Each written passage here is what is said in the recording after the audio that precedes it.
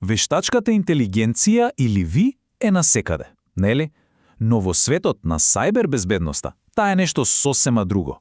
Таа е како меч со две острици. Од една страна е неверојатно моќен штит, а од друга е ново софистицирано средство во рацете на напаѓачите. Ајде да се нурнеме подлабоко и да видиме како точно функционира ова. Денес ќе поминеме низ 4 главни дела.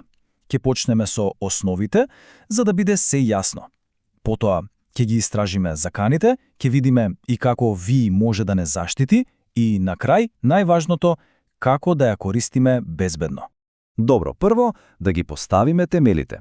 Пред да зборуваме за добрите и лошите страни, мора да сватиме како всушност работи целата оваа технологија.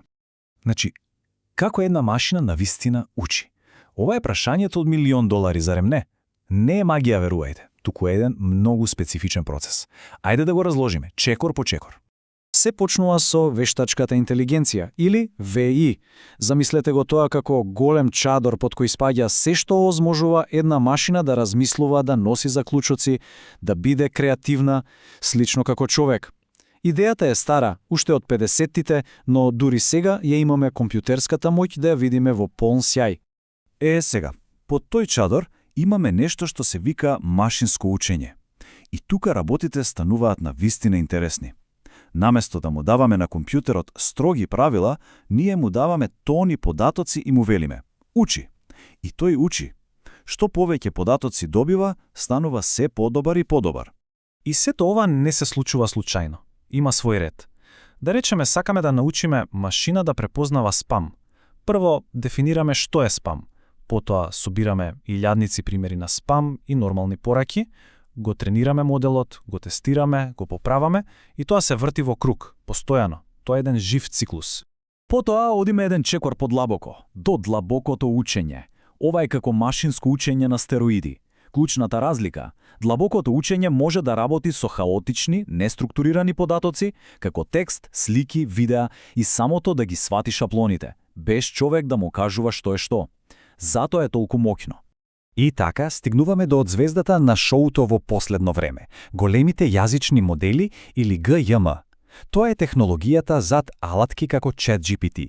Во суштина, тие се неверојатно добри во една работа – да го погодат следниот збор во реченицата. Но тоа го прават на толку огромна скала, со толку многу податоци, што изгледа како навистина да разбираат што зборуваат.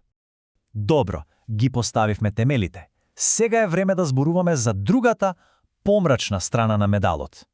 Истата оваа неверојатна технологија може да се претвори во моќно средство за напад. Да земеме фишинг како пример. Сигурно се сеќавате на оние стари смешни мејлови со лош превод и очигледни грешки. Епа, тие се минато. Денес, со ВИ, напаѓачите можат да креираат совршени, персонализирани пораки, што звучат толку легитимно, што е речиси невозможно да се препознаат. Ризикот е драстично поголем. Но не се работи само за подобрување на старите трикови. Самите ВИ модели се нова мета.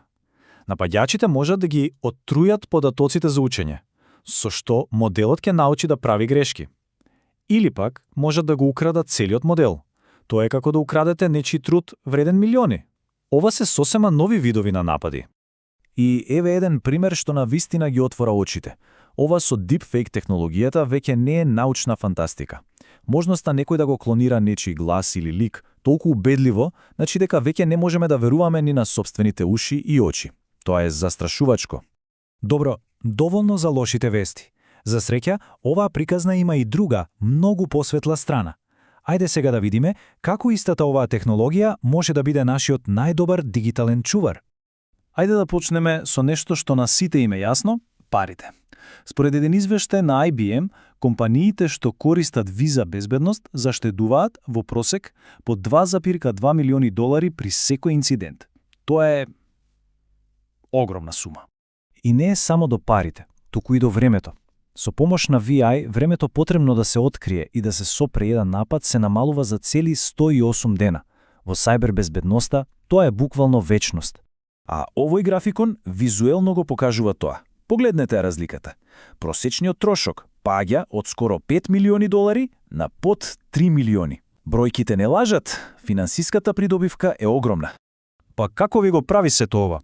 Таа работи 24/7 во позадина, анализирајќи милиони податоци за да најде ситни аномалии што човек никогаш не би ги забележал.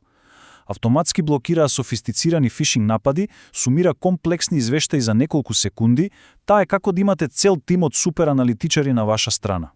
Значи, заклучокот е јасен. VI не е веќе опција, туку неопходност. Но, тука има една замка. Како што видовме, и самата VI може да биде ранлива.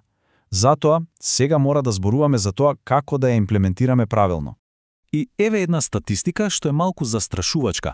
Истиот извештај на IBM вели дека само 24% од проектите со генеративна VI се соодветно обезбедени.